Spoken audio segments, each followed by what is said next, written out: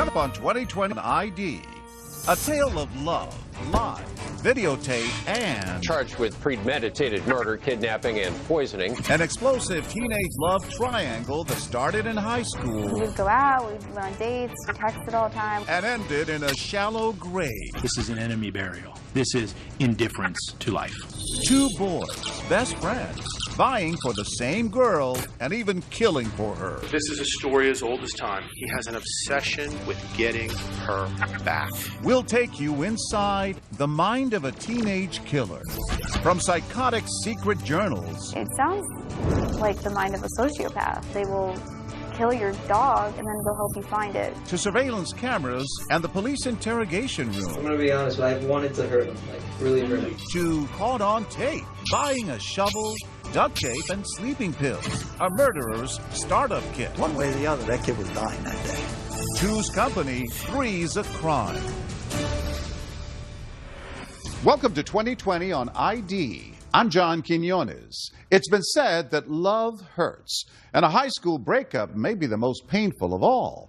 For many teens, going away to college provides a chance to heal, to get away, start a new life. But what happens when someone can't let go? As Matt Gutman first reported in 2014, for three high school friends, jealous rage would end in tragedy on a desolate patch, a world away from where this innocent love story first began. It's a twisting obstacle course through swamp and thicket. Still, Carlos Aguilar knows this rutted drive like a father knows the contours of his son's face. It's a route he's driven so many times, leading to the site where the body of his teenage son, Christian, was discovered. This dirt track is getting narrower and narrower. It's amazing that anybody found this body. We've been following Carlos now for almost 30 minutes off of State Road 24 in the wooded wastelands of northern Florida. The road is not that bad. This road? Yeah. No, it's not that bad, but it's not easy. Yeah. Now you've seen this, you know that it was impossible for us, even with 500 people, to find it. This hard-working immigrant family from Colombia plucking weeds and wetting the earth with their tears considers this sacred ground. There's a cross with rosary beads. The name Chris is spray-painted on a nearby rock. He's like a father's dream. Yes, the name of Christian means a gift from God. So it was a gift from God. You said that God has been with you through the grief. He chose this cross for me. Life wasn't supposed to end here so soon for the 18-year-old scholar with the dancing eyes and the megawatt smile. What was your brother like? He was shy with people he didn't know, but once he got to know you, he would just open up. He would just start cracking jokes, start telling you things about himself, just any way to get you to laugh. He would try to find a way. So how did Christian Aguilar end up in this marshland, bound, face down in a shallow grave, what the cops call an enemy-style burial? This was some type of nefarious act. Somebody was trying to conceal the body of a person. We find that most generally in cases of murder. It's a story that made headlines up and down the Florida Turnpike. A search is underway for missing University of Florida student and got national attention. I still feel my son is still alive in my heart. The twisted murder mystery started at this elite charter school in Miami.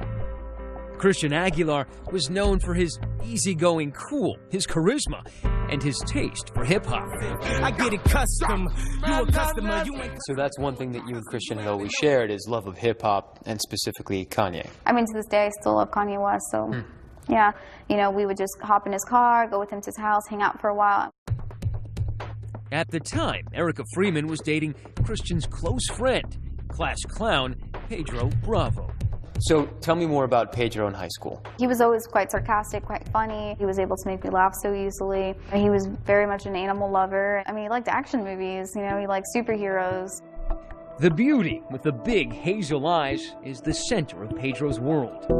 We'd go out, we went on dates, we texted all the time, call.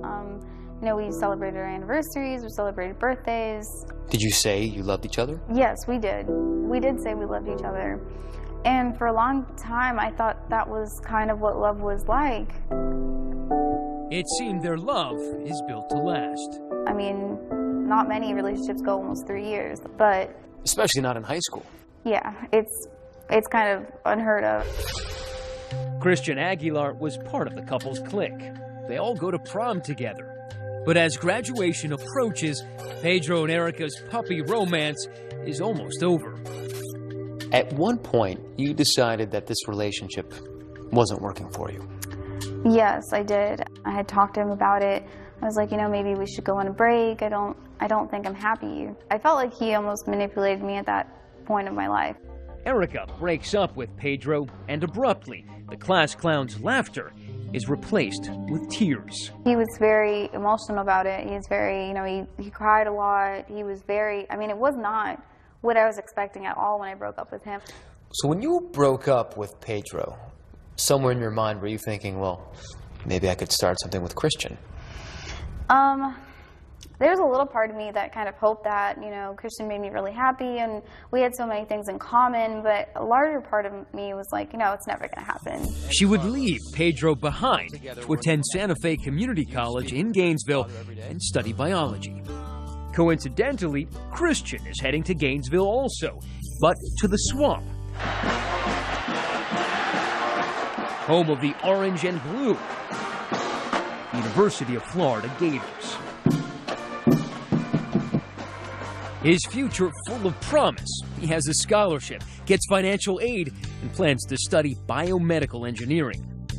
And when he and Erica run into each other in Gainesville, suddenly sparks fly. It was crazy. We had these smiles on our faces from ear to ear, and I mean, we just looked at each other like with these dumb faces, like, is this really happening? Like, we kept having to look at each other, and we didn't even know what to say, you know? We just sat there in happiness. That sounds like true love in a way. I think we were soulmates. Erica has moved on.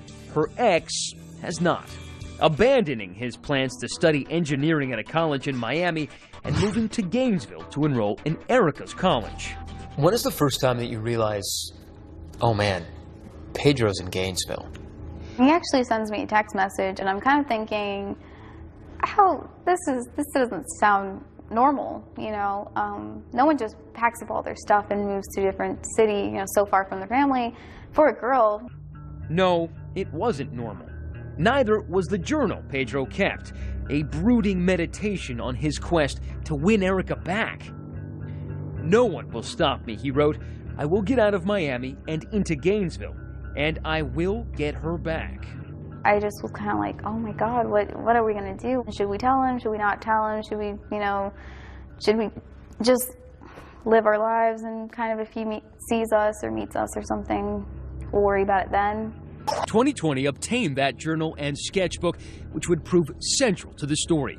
In it, Pedro's personal and meticulous self-help plan to get rid of acne, whiten his teeth, and even wear a red shirt because he thinks it will be more eye-catching to the opposite sex. His handwritten musings winding around seemingly unrelated sketches of cartoon characters, monsters, and sometimes sentimental doodlings. They almost look like he could have been a cartoonist, you know? I mean, they're very beautiful pieces of art. His drawings, what kind of drawings were they? I just saw, you know, pictures of hearts. There was captions next to the hearts. You know, there were broken hearts and hearts in tiny pieces. Adding insult to injury, Pedro now hears through the grapevine that his true love's heart now belongs to one of his best friends, Christian.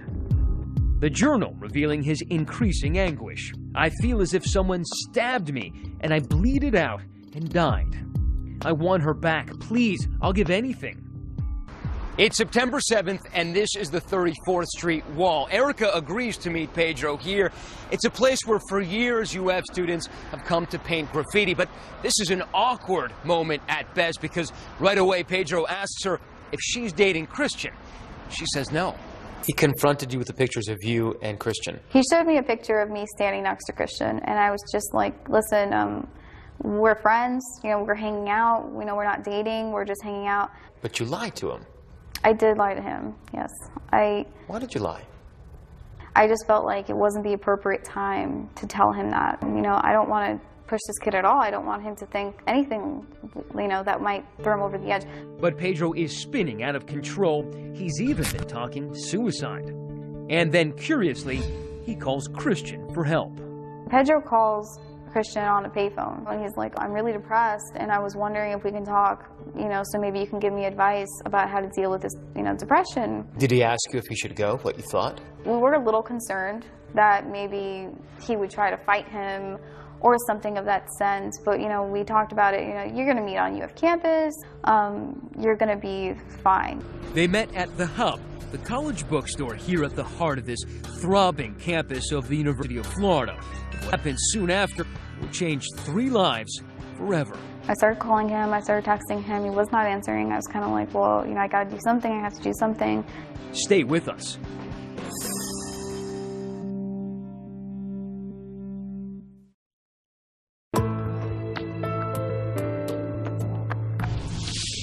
The body of college freshman Christian Aguilar has been found in the swamplands outside Gainesville. The last person known to see him, friend and romantic rival, Pedro Bravo. But there were other eyes on the young men that day with their own story to tell. Matt Gudman picks up the story.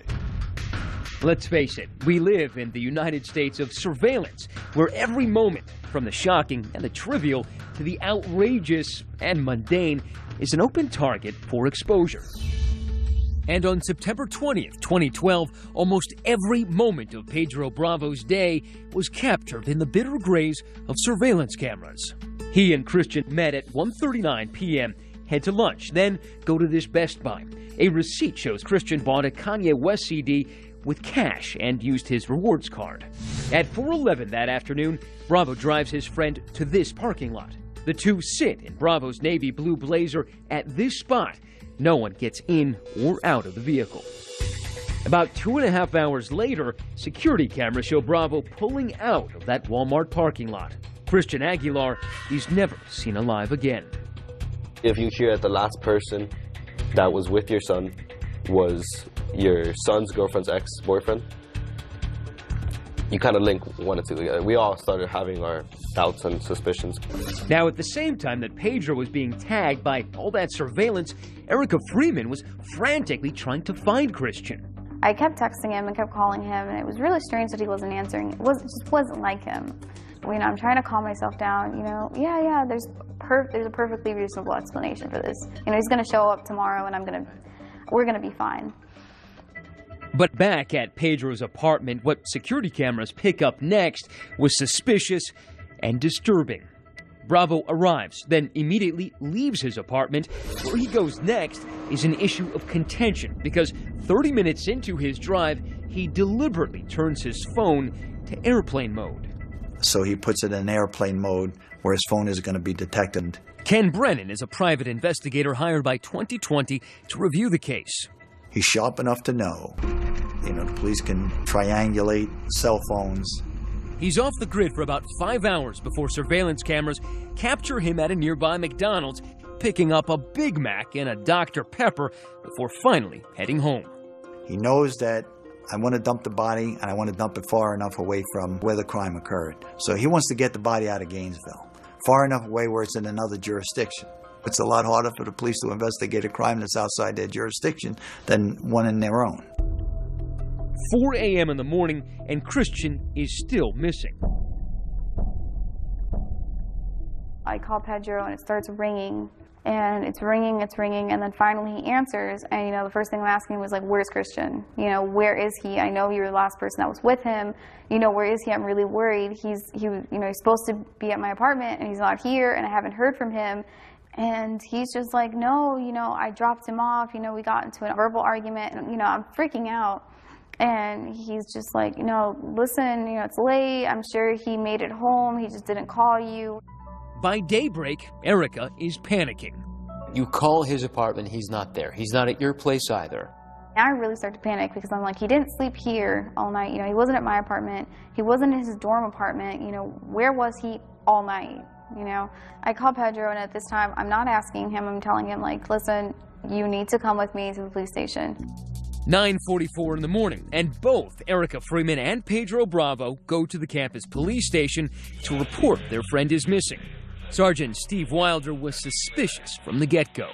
When you first saw Pedro Bravo come in there, into that room, what was your first impression? It didn't take long interacting with him and talking to him that I knew that there was really something that he was holding back. I don't know where he is. At what point do you begin being suspicious of Pedro? Honestly, we even walked into the police station, and I still didn't think Pedro was capable of doing something so horrendous. I mean, this guy that's, you know, shy and, you know, he wouldn't hurt a fly, you know, he loves animals and, you know, he's hardworking in school. Never seemed violent. Never seemed violent. Pedro says he came here to help, but everything that comes out of his mouth only cements his status as the prime suspect. We're finding out new stuff that you haven't talked to me about before. But I can tell you I was in that area. At first, Pedro tells investigators that he left Aguilar in the woods, not far from Walmart, after arguing with him in the car. I told you everything I know, and I just drove away, like, while he was still there. But with every question, a new variation in his story. At one point, he even introduces the possibility of a new suspect, a mysterious hitchhiker they picked up in a rough part of town. How old do you think he was? I'd say mid-50s, but I can't tell because he had a big white bushy beard. And Pedro now claims that after dropping the hitchhiker off, he and Christian got into a fight. Not about Erica, but about another girl they knew in high school. He's striking one down with his hand. What? No blood. He was already bleeding. Striking with the other hand, right? Yes. Side of the cheek. Do you know if he was breathing at all? Or? I remember he was, like, he wasn't struggling to breathe as much, but he was barely breathing. It had gone from, well, I punched him one time and made him get out of the car, to I forced him out of the car, punched him repeatedly, to I punched him repeatedly, landed on top of him, punched him again repeatedly, and left him unconscious but still breathing. I'm going to be honest, I wanted to hurt him, like, really hurt him for doing that. He can see by his gestures and the motions that he's making that they both understand each other, where the suspect realizes, I'm with a guy who's been around for a long time and he knows what's up. I might be able to BS other people, but this guy knows better. All the 10 or 15 minutes you never tried to crawl away or never tried to get... Was there a moment during that interrogation that you looked at Bravo and said, I'm speaking to a murderer? I knew certainly, after speaking with him for just a few minutes, that I was speaking with someone who was trying to be extremely deceptive. You saw Pedro Bravo. He's not a very big guy. When you think of him knocking somebody who's 8 inches taller than him out of the car and beating him up, what do you think? They have that old saying, it's not the size of the dog in the fight, it's the size of the fight in the dog. How much blood? Not much blood. Not much blood. Because I was aiming more for bruises than for blood. Because I get squeamish around blood. Because the last time they took blood from me, I had, what was it? I had a seizure. When he starts fumbling over himself and he starts coming up with these stories, they know they got the right guy. Now it's a matter of gathering the evidence enough to be able to arrest this guy and then ultimately to convict him. After 8 hours of interrogation and rambling answers, Pedro has still not confessed to any crime. But tellingly, he keeps referring to Christian in the past tense. He was a really good friend. We know that he's not coming back, okay? You know he's not coming back. Look at that again. A subtle but fateful nod of the head. And with that, the case against Pedro Bravo has begun. You have the right to remain silent. And so has the search for Christian Aguilar's body. Christian! It was the largest and most publicized search in Gainesville history. Hundreds of people, friends, family, volunteers, even psychics, combing 10 square miles of woods and ditches in search of clues. I'm looking for people's heart that can come and help me. I'm looking for somebody that can walk with me. That's the only thing that I'm asking. God, today we come before you and we pray for the Aguilar family. Candlelight vigils pop up for the missing teen in Gainesville, Miami, the family's native Colombia. We had hope of finding him. I mean, it slowly started going away when you're reaching day 4 and 5 and there's no trace of him. So you knew that he was dead, but you were not willing to accept the fact that he was going to remain missing? Yes. 8 days after Christian's disappearance, even though no body has been discovered, the state charges Bravo with kidnapping and first-degree murder. It was strange for us to even come to terms with it, and as time went by, it was like nudging in the back of my head, you know, Pedro must have been involved, Pedro must have been involved, and it was sickening almost, just because, you know, we knew him for so long, and, you know, Christian was his friend, and I'm just there like, you know, crying, and we were just feeling like, you know, he's not going to come back. We're not going to ever see him again. Knowing that Christian's family and the love of his life are all in agony, Pedro still offers no information about his friend's whereabouts. Then, 22 days after his mysterious disappearance, 2 hunters in search of firewood found Christian's body in the swamplands 60 miles southwest of Gainesville. A body found east of Cedar Keep. The Aguilar family tells us they feel like it's their son. They tell me, you know, listen, the search is over. You know, they found him. Christian's gone. And I mean, now I'm starting to shake, and it was like this sense of relief, and at the same time this sense of overwhelming pain. When we come back, lights. 48 minutes. He uses his flashlight out there. Camera. You know he's not coming back. And courtroom action to prove how the young freshman taught himself Murder 101. Stay with us.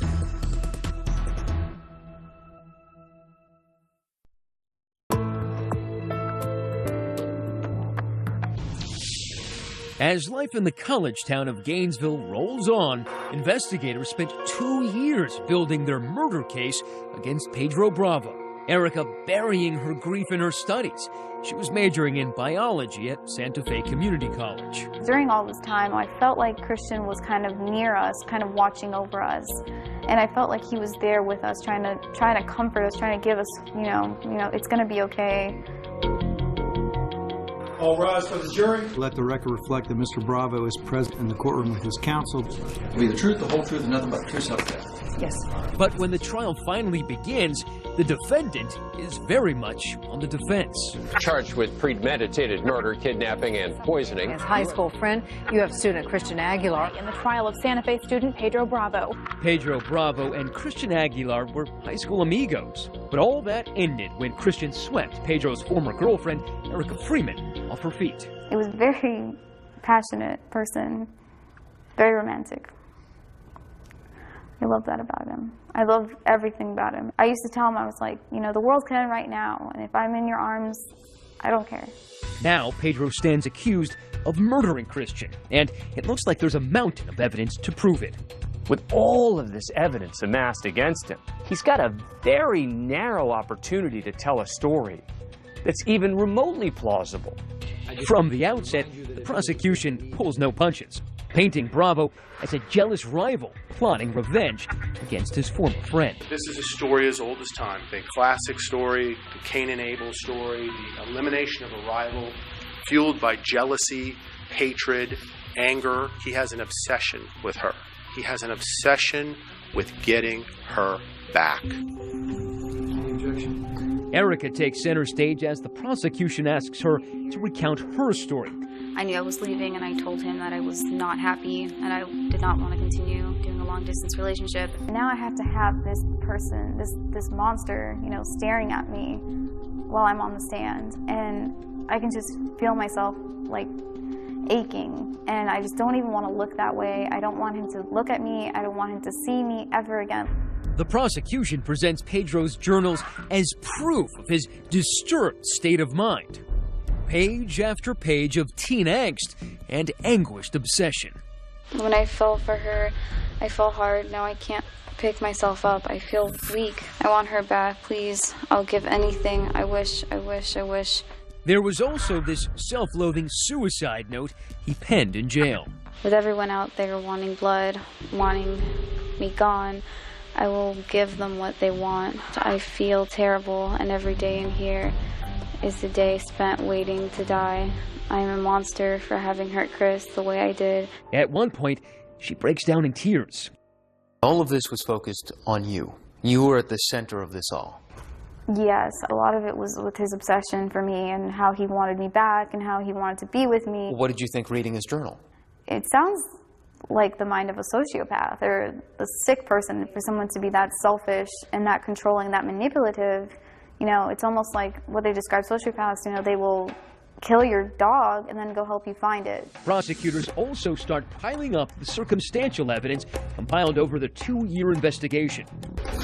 The jury learns that just 4 days before Christian's disappearance, Pedro came here to a nearby Walmart and buys an ankle wrap and gets $80 cash back. He then comes to this Lowe's where he buys Hot Shot pesticide, a Gatorade, and a shovel. Then, for some reason, he heads back to that Walmart. And Pedro walks in with that shovel. He purchases sleeping aids, duct tape, and a knife. He pays cash. Then there's that staple of 21st century criminology, the computer evidence. Turns out that Pedro Googled suspicious search terms such as buying anesthetics. What is chloroform, and how do sleeping pills kill you? At 1:35, he does a search, good anesthetic chemical. At 1:35, he does another search. Can rubbing alcohol knock someone out? The prosecution claims that days after Pedro completed his homicidal research, he arranged to meet Christian.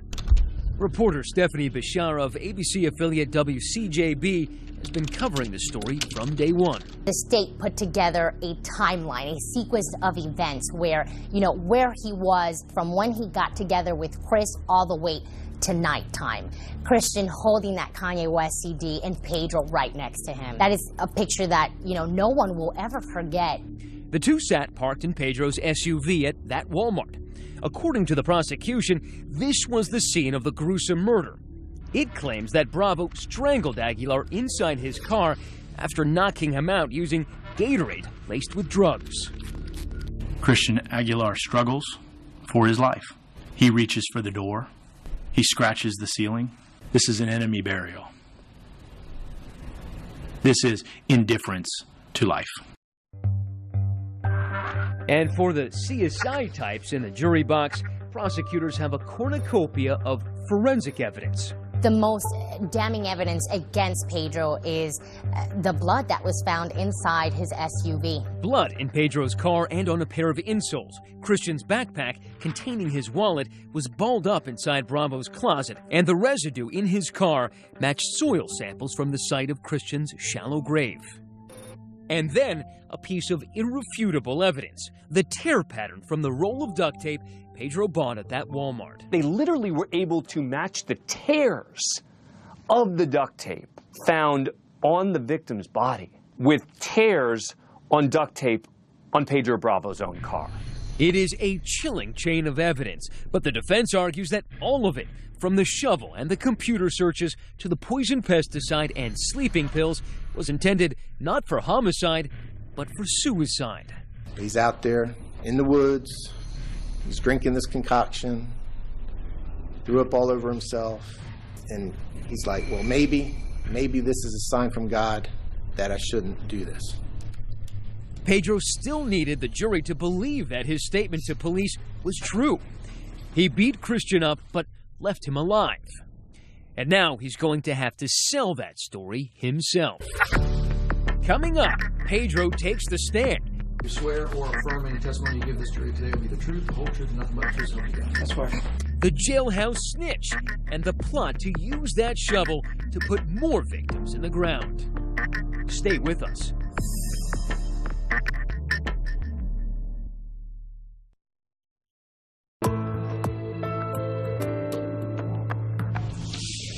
In 7 days of testimony, prosecutors have presented evidence they say points to Pedro Bravo for the murder of Christian Aguilar. Defense attorneys counter that the only life Bravo wanted to take was his own. But this trial isn't over yet. A bombshell witness is about to blow open some closely held confidences and reveal a plot even more bizarre than the murder itself. Once again, Matt Gutman. What would a hardcore gang member know about the intimacies of a teenage love triangle? In this case, prosecutors claim quite a bit, as they called to the stand a prisoner with the improbable name Michelangelo. With gun, drugs, and kidnapping charges to his name, he's a true Renaissance man of crime. Are you a convicted felon? Yes, sir. Do you know how many times you've been convicted? 9 times. The plot thickened with Michelangelo's testimony. The felon shared a cell with Pedro Bravo in the fall of 2012, and when they met, Angelo dispensed with the small talk.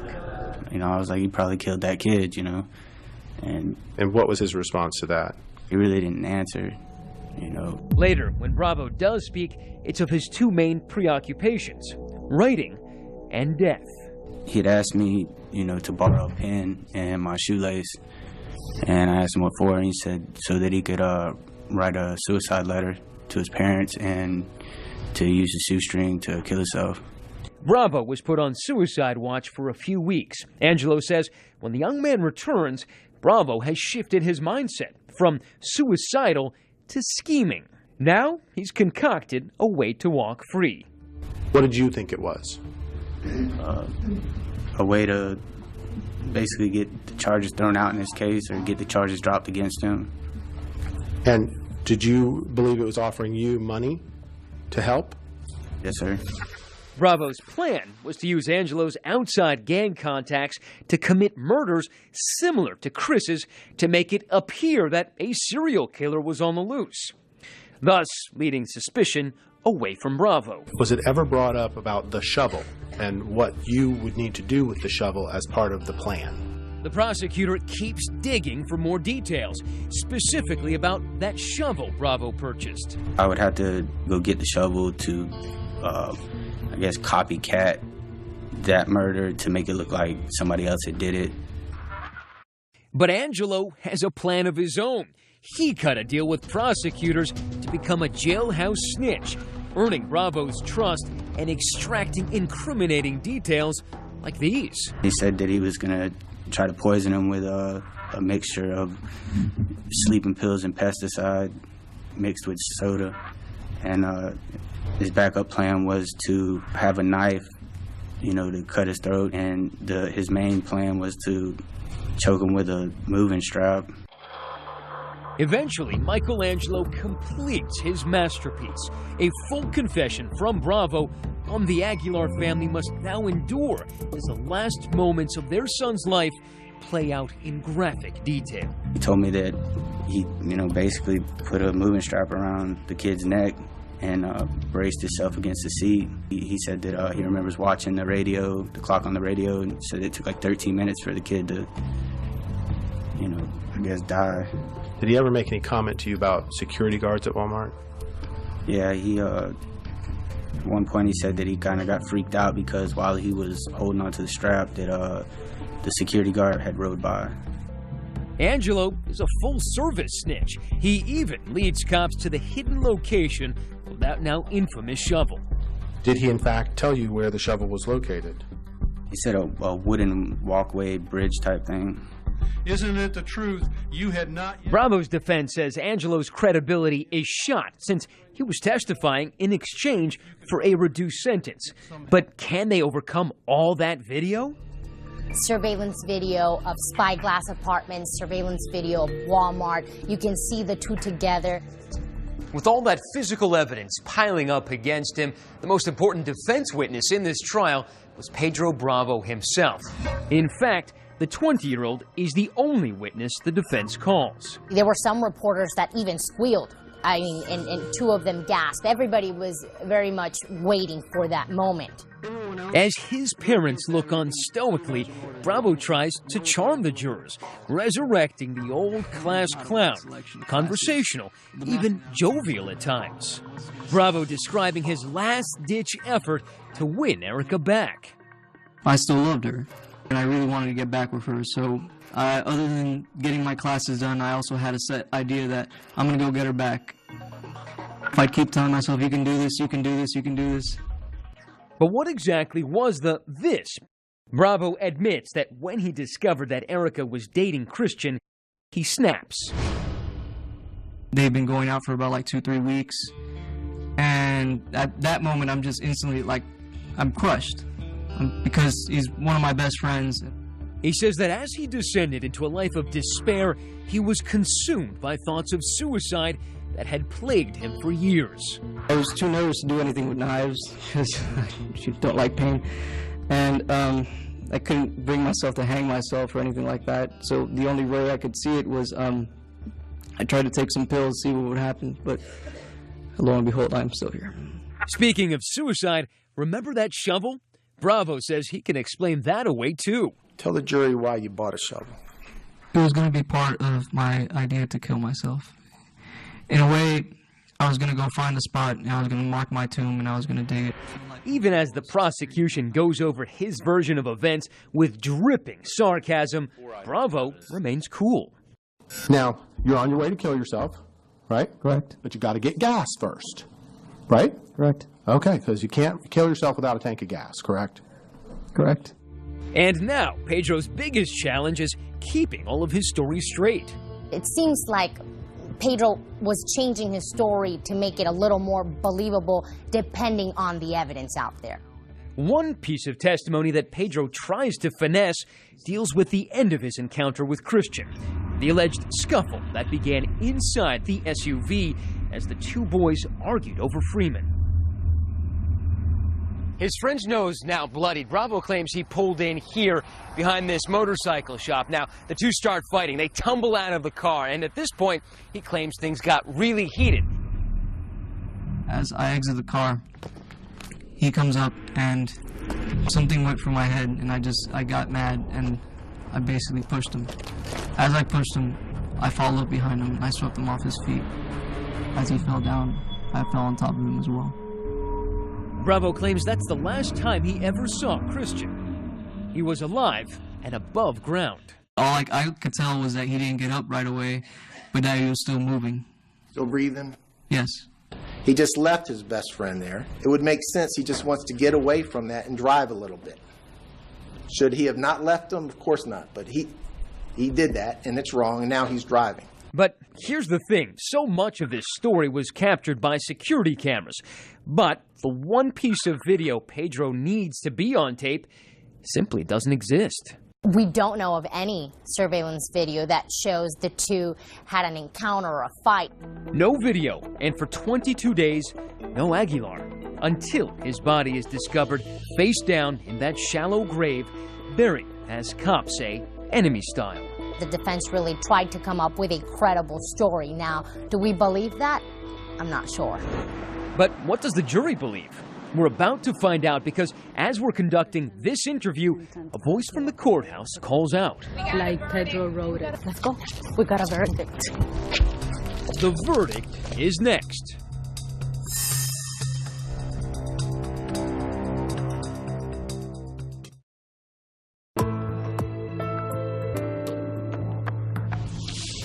Judgment Day for Pedro Bravo. The Aguilar family hustles in for a decision. Carlos, the anxious patriarch, needs a moment to gather himself. Everybody is starting now to move back into the courtroom. Christian Aguilar's family has gathered here en masse. All day, Carlos has looked very calm. But right now, this is the tensest we've seen him. This is the culmination of 2 years for him. It has already been a long day for the family. Nearly 8 hours of closing arguments. The prosecution and defense taking their last shots at a jury of 8 women and 4 men. I think you'll find that the fight did happen at Strites.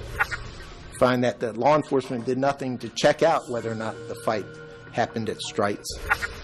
And when you do that, I think you'll find my client not guilty. The prosecution says Bravo's the mastermind of a murderous plot, reminding the jury of Pedro's police interrogation and his curious choice of the past tense. Throughout the interview, he says and refers to Chris was a good friend. He is the only person on the planet who knows that Chris is in the past tense.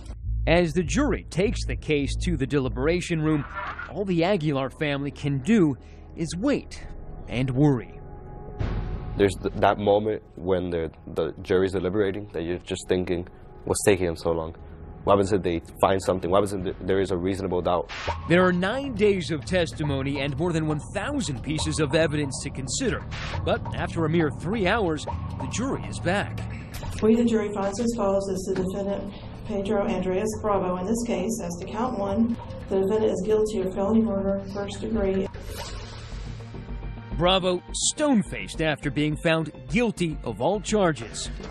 The Aguilar family, always respectful inside the courtroom, takes to the hallways for a rare moment of catharsis. Alexander, how do you feel?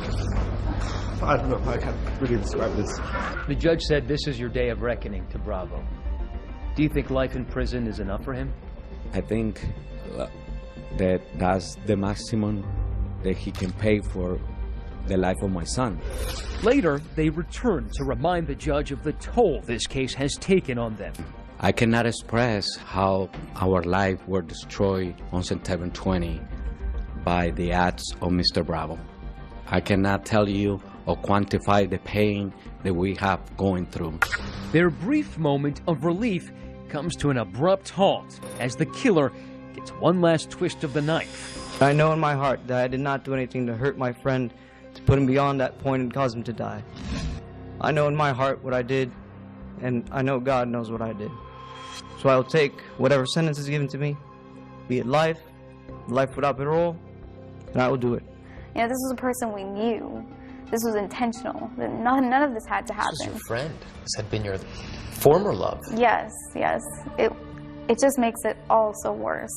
This is your day of reckoning. Judge James Collock giving him exactly what he asked. As to count 1, I sentence you to natural life in prison with no possibility of parole. After the verdict, family and friends go their separate ways. The Aguilars once again making that long drive to that makeshift shrine in the middle of nowhere.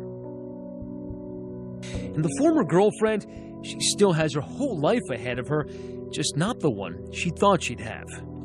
I think we would have gotten married eventually. He was such a good person. He was just so kind and so considerate and so compassionate. I always feel like when I describe him, I'm never describing him enough, you know, like there's something missing. You know, you had to meet him.